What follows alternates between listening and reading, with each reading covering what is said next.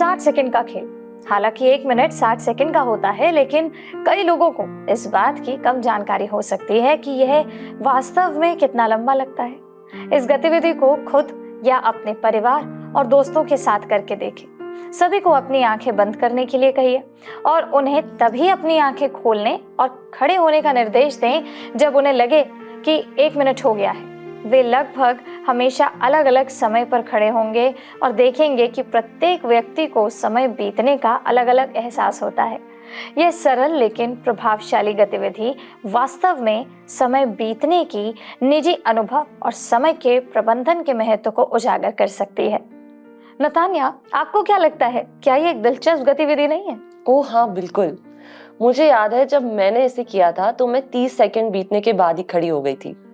मुझे एहसास नहीं हुआ कि 60 सेकंड कितने लंबे होते हैं। वास्तव में कहते हैं कि लंबाई इस बात पर निर्भर करती है कि आप बाथरूम के दरवाजे की किस तरफ हैं। इससे आपका क्या मतलब है, वाणी? अगर आप अंदर हैं, यानी कि अगर आप बाथरूम के अंदर हैं, तो 60 सेकंड बहुत तेजी से समाप्त होते लगेंगे, और अगर आप बाथरूम के बाहर हैं तो अंदर जाने का इंतजार कर रहे हैं तो 60 सेकंड बहुत धीमे लगेंगे। ये बहुत दिलचस्प बात है। जी हाँ।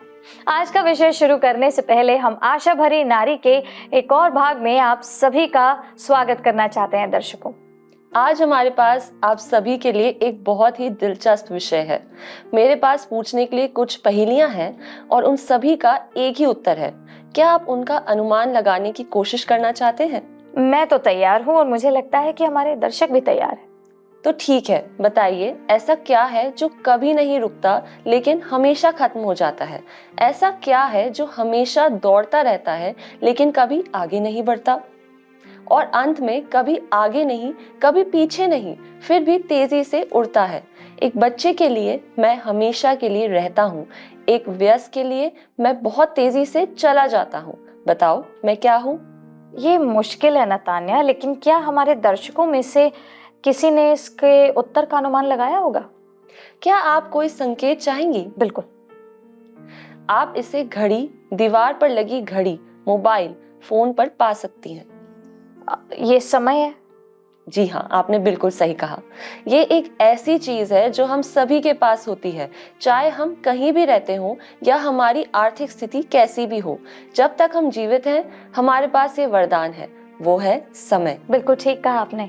समय एक ऐसी चीज है जिसे हम दूसरों से नहीं मांग सकते, उधार नहीं ले सकते या चुरा भी नहीं सकते। हम समय का बुद्धिमानी से या मूर्खतापूर्ण तरीके से उपयोग करना चुन सकते हैं। दुर्भाग्य से खोया हुआ समय कभी वापस नहीं मिलता। बिल्कुल ठीक कहा आपने। हम अक्सर शिकायत करते हैं कि हमारे पास पर्याप्त समय नहीं है, लेकिन असली समस्या ये है कि हम समय का प्रभावी ढंग से प्रबंधन करना नहीं जानते। बिल्कुल सही। हम में से ज्यादातर लोग एक लंबे दिन तक काम करने के बाद या दैनिक दिनचर्या और जिम्मेदारियां पूरी करने के बाद घर आते हैं। हम इतना थक जाते हैं कि हमें बस एक ब्रेक की जरूरत होती है। तो हम क्या करते हैं? हम अपना फोन निकालते हैं, सोशल मीडिया पर समाचार देखते हैं या गेम खेलते हैं, या हम कोई शो देखने के लिए टीवी चालू करते हैं, या हम किसी भी अन्य तरीके से खुद का ध्यान हटाते हैं।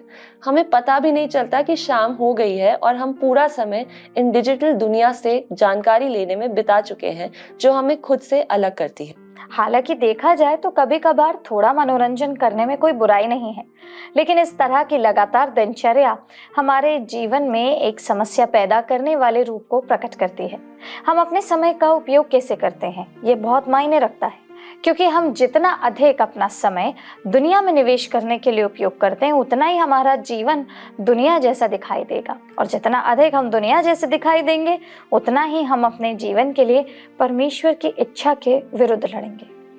भजनकार दाऊद ने भजन संहिता 39:4-7 में कहा है, हे यहोवा, ऐसा कर कि मेरा अंत मुझे मालूम हो जाए, और ये भी कि मेरी आयु के दिन कितने हैं, जिससे मैं जान लूं कि कैसा अनित्य हूँ। देख, तूने मेरे आयु बालिश्त भर की रखी है, और मेरी अवस्था तेरी दृष्टि में कुछ है ही नहीं। सचमुच सब मनुष्य कैसे ही स्थिर क्यों ना हो, तो भी व्यर्थ ठहरे हैं। सचमुच मनुष्य छाया सा चलता फिरता है, सचमुच वे व्यर्थ घबराते हैं। वो धन का संचय तो करता है, परंतु नहीं जानता कि उसे कौन लेगा। और अब हे प्रभु, मैं किस बात की बाट जोऊं? मेरी आशा तो तेरी ओर लगी है। तो हम जानते हैं कि हमें दुनिया में होना चाहिए, लेकिन दुनिया का होकर नहीं। लेकिन हम सीमा कहाँ खींचते हैं, ये प्रश्न उठता है। यूहन्ना 15:19 में यीशु कहते हैं कि यदि तुम संसार के होते तो संसार अपनों से प्रीति रखता, लेकिन दुनिया उसके शिष्यों से बैर रखेगी। अगली बार जब हम सोशल मीडिया गेम खेलने के लिए अपने फोन खोलेंगे, या अगली बार जब हम टीवी देखेंगे, या अपने खाली समय में किसी अन्य तरीके का ध्यान भटकाने की कोशिश करेंगे, तो खुद से ये पूछें, क्या हम अभी जिस तरह से काम कर रहे हैं वो उन लोगों से अलग है जो मसीह का अनुसरण नहीं करते हैं? क्या हम इस तरह से जी रहे हैं कि दुनिया पहचानती है कि हम मसीह के हैं, ना कि दुनिया के? ये कुछ कठिन प्रश्न हैं, लेकिन ईमानदारी से कहूँ तो मैं भी वास्तव में आराम करने के बजाय अपने फोन पर बहुत अधिक समय बिताने की दोषी हूँ। हम सभी समय के साथ अपने अपने तरीके से जूझते हैं दर्शकों। आखिरकार अपने समय का बुद्धिमानी से उपयोग करना मसीही ज्ञान और आत्मा की प्रेरणा को सुनने का मामला है। जितना अधिक हम आत्मा का पालन करेंगे, हम उसकी आवाज के प्रति उतने ही अधिक जागरूक होंगे। नीति वचन 18:15 को ध्यान से समझिए। समझ वाले का मन ज्ञान प्राप्त करता है और बुद्धिमान ज्ञान की बात की खोज में रहते हैं। जब मैंने ये पद पढ़ा तो परमेश्वर ने मुझे कुछ समय बर्बाद करने वाले तत्व दिखाए जो हमें अपने समय का अधिकतम लाभ उठाने से रोकते हैं। जैसे कि क्या वाणी? उदाहरण देकर समझाइए। जैसे कि जब कोई काम करना हो तो टाल मटोल करना। उदाहरण के लिए हमें अपने कंप्यूटर पर कोई काम करने या किसी काम को शुरू करने से पहले अपने सभी सोशल मीडिया अकाउंट चेक करने की जरूरत नहीं है। ओ हाँ, मैं टाल मटोल करने की दोषी हूँ। ऐसे कई मौके आए हैं जब मेरे पास करने के लिए बहुत कुछ था, लेकिन मैंने टेलीविजन देखकर खुद का ध्यान भटकाने का फैसला किया। और नतान्या, क्या आप जानती हैं कि हम दोषहीनता और पूर्णता के माध्यम से भी समय को बर्बाद कर सकते हैं? वो कैसे वाणी? वो ऐसे, क्योंकि कुछ महत्वपूर्ण कामों के लिए सावधानी और बिना किसी गलती के काम करना जरूरी होता है, लेकिन अक्सर काफी अच्छे से काम पूरा हो सकता है। छोटी छोटी चीजों को छोड़ देना और जो कुछ भी हम करते हैं उसमें पूर्ण होने की कोशिश ना करना ठीक है। और अगर हमारे पास बहुत ज्यादा काम है तो दूसरों को काम सौंपना भी ठीक है। बिल्कुल, हर काम खुद करने और सिर्फ अपने तरीके से करने की जरूरत, मुझे लगता है कि ये एक ऐसी चीज है जिससे हम सभी माएं जूझती हैं। बिल्कुल ठीक। यहाँ एक लड़के की छोटी सी कहानी है जिसे समय बर्बाद करने की आदत थी। आइए इस कहानी का वीडियो देखते हैं। एक बार की बात है, एक छोटे से गांव में रोहन नाम का एक लड़का रहता था। रोहन अपने आलस और अभिलाषा की कमी के लिए जाना जाता था। उसे समय बर्बाद करने और महत्वपूर्ण कार्यों को टालने की आदत थी। अपने परिवार और दोस्तों से समय का महत्व बताने की लगातार सलाह के बावजूद रोहन इसके महत्व को नहीं समझता था। एक सुनहरे दिन में श्री गुप्ता नाम के एक बुद्धिमान बूढ़े व्यक्ति गांव में आए। वे अपनी बुद्धिमत्ता और लोगों की समस्याओं को हल करने की क्षमता के लिए जाने जाते थे। बात तेजी से फैल गई और जल्द ही रोहन को श्री गुप्ता के आने के बारे में पता चला। जिज्ञासा बहुत प्रबल थी। उसने बूढ़े व्यक्ति से मार्गदर्शन लेने का फैसला किया। रोहन श्री गुप्ता जी के पास गया जो एक बड़े बरगद के पेड़ के नीचे बैठे थे। एक सम्मानजनक प्रणाम करने के साथ उसने पूछा, सर, मुझे बताया गया है कि आप बहुत बुद्धिमान हैं। क्या आप मुझे बता सकते हैं कि मैं अपने समय का अधिकतम उपयोग कैसे करूं? श्री गुप्ता जी लड़के को देखकर मुस्कुराए और अपने बैग से एक रेत की घड़ी निकाली और रोहन को दे दी। यह रेत की घड़ी समय का प्रतीक है, उन्होंने कहा। रेत का हर कण समय के एक अनमोल क्षण का प्रतिनिधित्व करता है। मैं चाहता हूं कि आप कल्पना करें कि इस रेत की घड़ी से गिरने वाला रेत का हर कण एक बर्बाद हुआ क्षण या अवसर है। हर बार जब आप किसी काम को टालते हैं या समय बर्बाद करते हैं तो एक दाना हमेशा के लिए फिसल जाता है। रोहन ने अपने कार्यों की गंभीरता को समझते हुए श्री गुप्ता जी द्वारा समय के महत्व पर जोर दिए जाने को ध्यानपूर्वक सुना। श्री गुप्ता ने समझाया, समय एक अनमोल उपहार है मेरे बेटे। यह किसी का इंतजार नहीं करता। हर बीतता हुआ सेकंड एक ऐसा सेकंड है जिसे आप वापस नहीं पा सकते। यदि आप इसे बर्बाद करना जारी रखते हैं तो आप एक दिन जब जागेंगे तब पछतावे से भरे हुए होंगे। रोहन ने तत्काल परिवर्तन की आवश्यकता को महसूस करते हुए पूछा, लेकिन मैं कैसे बदल सकता हूँ? मैं समय को कैसे महत्व दे सकता हूँ और इसका अधिकतम लाभ कैसे उठा सकता हूँ? श्री गुप्ता जी ने गर्मजोशी से मुस्कुराते हुए उत्तर दिया, यह छोटी छोटी कोशिशों से शुरू होता है। लक्ष्य निर्धारित करके और अपने कार्यों को प्राथमिकता देकर शुरू करो। उन्हें छोटे भागों में विभाजित करो जिनका संचालन आप कर सकते हो और उन्हें एक एक करके पूरा करने पर ध्यान केंद्रित करो। अपने समय का प्रभावी ढंग से प्रबंधन करना सीखें। याद रखें, सफलता उन्हें मिलती है जो समय के मूल्य को समझते हैं। बूढ़े व्यक्ति की सलाह से प्रभावित होकर रोहन ने अपने तरीके बदलने का फैसला किया। उसने अपनी दिनचर्या को व्यवस्थित करना शुरू किया, अलग अलग गतिविधियों के लिए विशिष्ट समय की सीमा निर्धारित की। उसने ध्यान भटकाने वाली चीजों को खत्म कर दिया और अपना पूरा ध्यान हर काम पर लगाया। धीरे धीरे रोहन ने अपने जीवन में सकारात्मक बदलाव देखा। दिन हफ्तों में बदल गए और हफ्ते महीनों में बदल गए। रोहन की नई नई लगन और अनुशासन का अच्छा परिणाम निकला और उसने वे काम पूरे किए जिन्हें वह सालों से टाल रहा था। उसने अपने जुनून का अनुसरण करना जारी रखा और छिपी हुई प्रतिभाओं को खोजा। समय के साथ रोहन में आए उल्लेखनीय बदलाव को देखकर गांव वाले हैरान रह गए। जैसे जैसे रोहन आगे बढ़ा, उसे एहसास हुआ कि समय की असली ताकत सिर्फ काम पूरा करने में नहीं बल्कि रिश्तों को संवारने में है। उसने अपने परिवार और दोस्तों के साथ एक अच्छा समय बिताया और उनके साथ बिताए गए पलों को संजोया। उसने समझा कि समय एक सीमित संसाधन है और प्रियजनों के साथ बिताया गया हर पल खजाना है। ये सच में बहुत ही प्रेरित करने वाला वीडियो था। पृथ्वी पर हमारा समय हमारी सोच से बहुत कम है। जैसा कि दाऊद ने बहुत सही रूप से बताया है, हे यहोवा ऐसा कर कि मेरा अंत मुझे मालूम हो जाए और ये भी कि मेरी आयु के दिन कितने हैं, जिससे मैं जान लूं कि कैसा अनित्य हूँ। देख, तूने मेरी आयु बालिश्त भर की रखी है और मेरी अवस्था तेरी दृष्टि में कुछ है ही नहीं। सचमुच सब मनुष्य कैसे ही स्थिर क्यों ना हो, तो भी व्यर्थ ठहरे हैं। भजन संहिता 39:4-5। प्रेरित याकूब ने इसे याकूब 4:14 में दोहराया है, और यह नहीं जानते कि कल क्या होगा। सुन तो लो, तुम्हारा जीवन है ही क्या। तुम तो मानो भाप समान हो जो थोड़ी देर दिखाई देती है और फिर लोप हो जाती है। जैसा परमेश्वर चाहता है कि हम जिएं, उसके लिए यह आवश्यक है कि हम अपने समय का सर्वोत्तम संभव उपयोग करें। भजन संहिता 90:12 में मूसा प्रार्थना करता है, हमको अपने दिन गिनने की समझ दे कि हम बुद्धिमान हो जाएं। बुद्धि प्राप्त करने का एक अच्छा तरीका है कि हम प्रत्येक दिन को एक अनंत दृष्टिकोण के साथ जीना सीखें। ये ज्ञान कि हमें समय देने वाले को हिसाब देना होगा, हमें इसे अच्छी तरह से उपयोग करने के लिए प्रेरित करना चाहिए। इफिसियों 5:15-16 में लिखे अपने पत्र में पौलुस ने चेतावनी दी है, इसलिए ध्यान से देखो कि कैसी चाल चलते हो। निर्बुद्धियों की नाई नहीं, पर बुद्धिमानों की नाई चलो, और अवसर को बहुमूल्य समझो, क्योंकि दिन बुरे हैं। इसमें कोई संदेह नहीं है कि इस दुनिया की जिम्मेदारियां और दबाव हमेशा हमारा ध्यान भटकाने की कोशिश करते रहते हैं। इतनी सारी चीजें हैं जो हमें अलग अलग दिशाओं में खींचती हैं, जिससे हमारा समय सांसारिक या छोटी छोटी बातों में खो जाता है।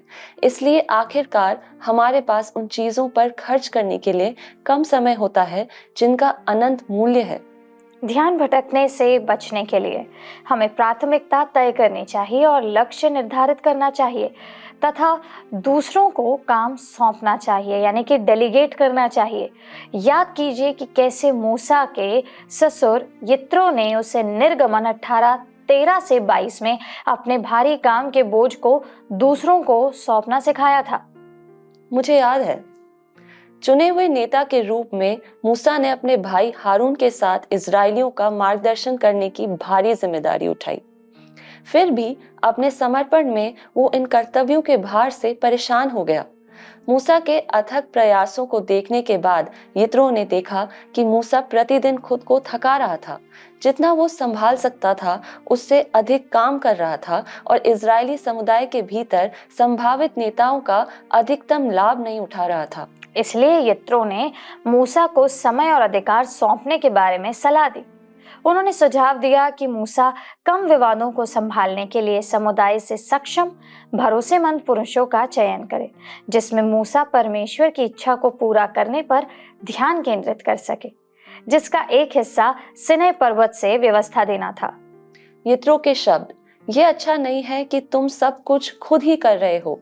अपने बोझ को साझा करके मूसा ये सुनिश्चित कर सकता था कि लोगों को समय पर न्याय मिले और साथ ही वो खुद को पूरी तरह से शक्तिहीन होने से बचा सके। वह बुद्धिमान है, क्या आपको ऐसा नहीं लगता? जी हाँ, मुझे ऐसा लगता है। लेकिन मूसा हम में से बहुतों की तरह शुरू में हिचकिचाता रहा। हम महिलाओं को भी अपनी जिम्मेदारियां और बोझों को साझा करने में कठिनाई होती है। हालांकि यित्रो की सलाह पर विचार करते हुए उसने बोझ को साझा करने के महत्व और बुद्धिमत्ता को समझा। यित्रो की सलाह को समझकर मूसा ने कामों और जिम्मेदारियों को उनकी जटिलता के आधार पर लोगों को सौंपे। छोटे मामलों को लोगों को आपस में ही सुलझा लेने को सौंप दिया गया, जिससे मूसा को अधिक चुनौतीपूर्ण मामलों पर ध्यान केंद्रित करने की स्वतंत्रता मिली। इससे संघर्ष का कुशल समाधान संभव हुआ। समस्या हल हो गई। यह वास्तव में अच्छी सलाह है और मुझे याद दिलाने की जरूरत थी कि जब मैं अपने जीवन में सब कुछ नियंत्रित नहीं कर सकती, तो मैं निश्चित रूप से चुन सकती हूँ कि मेरे समय को कौन नियंत्रित करने वाला है। बिल्कुल सही कहा आपने वाणी। आप जानते हैं कि आराम कभी भी समय की बर्बादी नहीं है।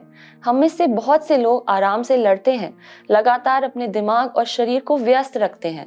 आराम एक ताजगी है जो हमें समय को बेहतर उपयोग करने के लिए तैयार करती है।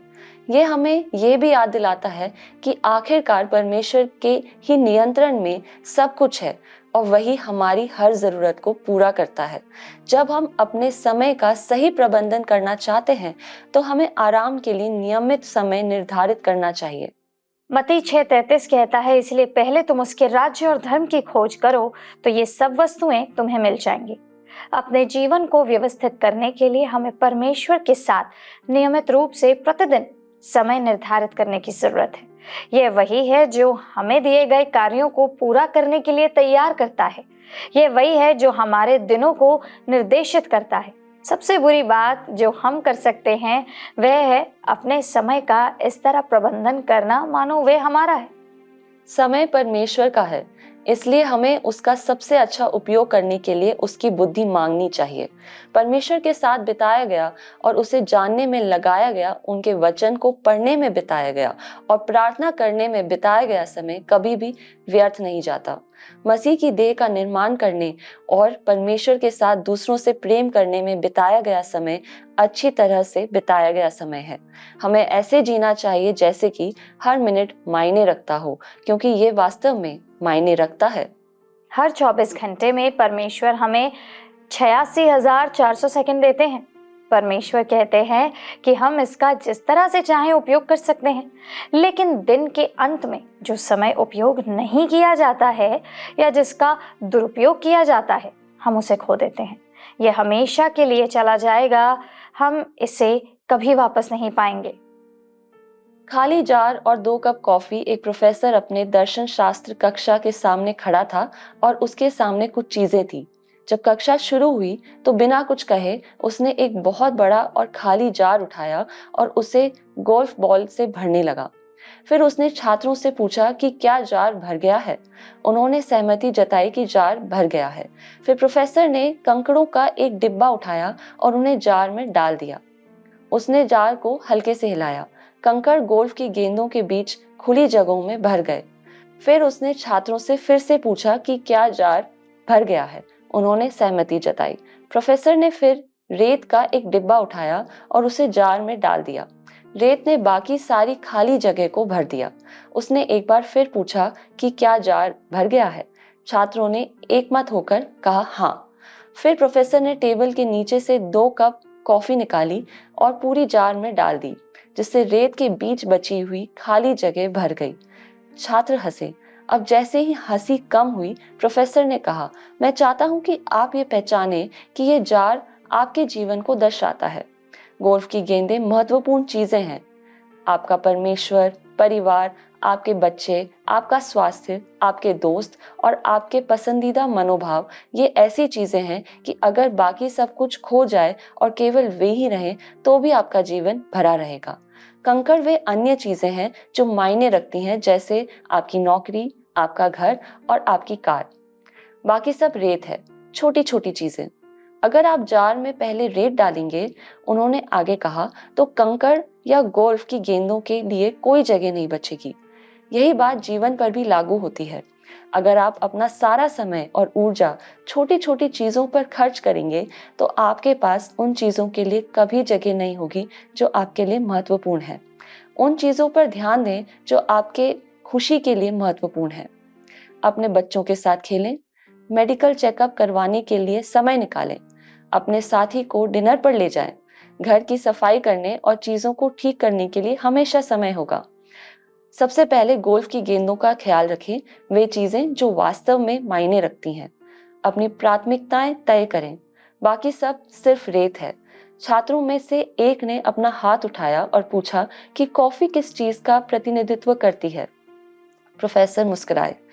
मुझे खुशी है कि आपने ये पूछा है।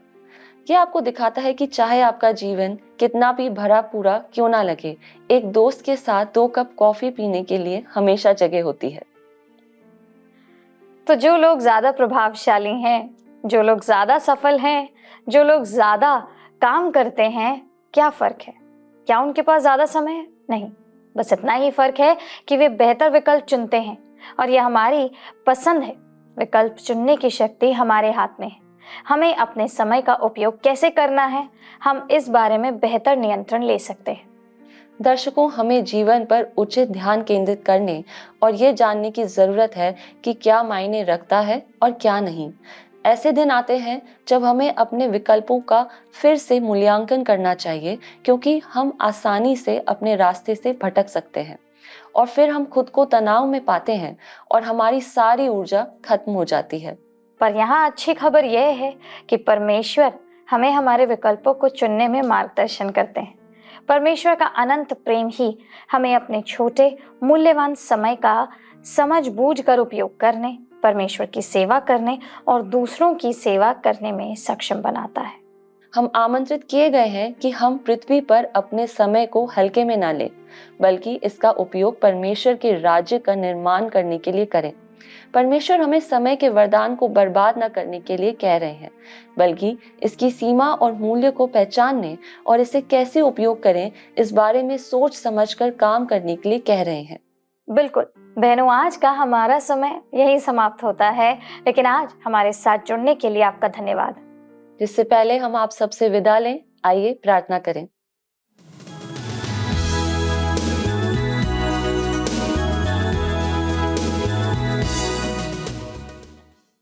आइए प्रार्थना करें।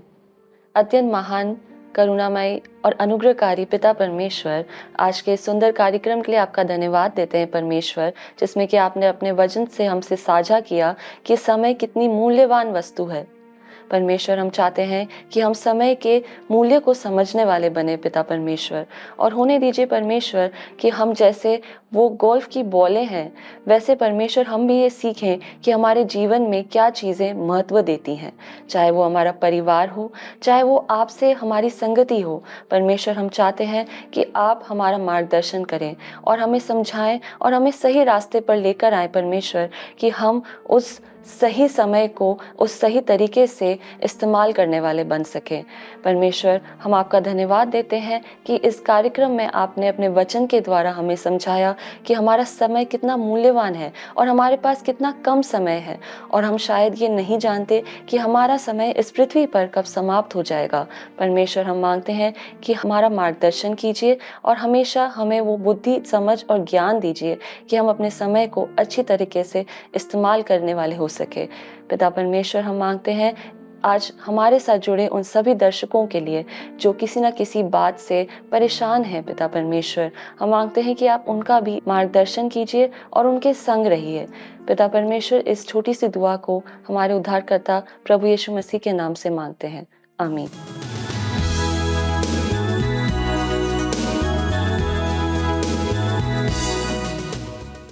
तो दर्शकों, हमें उम्मीद है कि आज के इस भाग में आपने समय का सही सदुपयोग जरूर सीखा होगा और अपने जीवन में अनुसरण जरूर करेंगे और परमेश्वर को प्राथमिकता जरूर देंगे। हम आपसे अगले सप्ताह फिर मिलेंगे, लेकिन स्क्रीन पर आपको जो नंबर दिखाई दे रहा है उस पर कॉल करना मत भूलिए अगर आपके पास कोई प्रार्थना निवेदन है, क्योंकि हमारे प्रतिनिधि इंतजार कर रहे हैं आपकी कॉल्स का, आपके लिए प्रार्थना करने के लिए। हम आपसे मिलेंगे इसी दिन, इसी समय। तब तक के लिए प्रभु आपको आशीषित करे।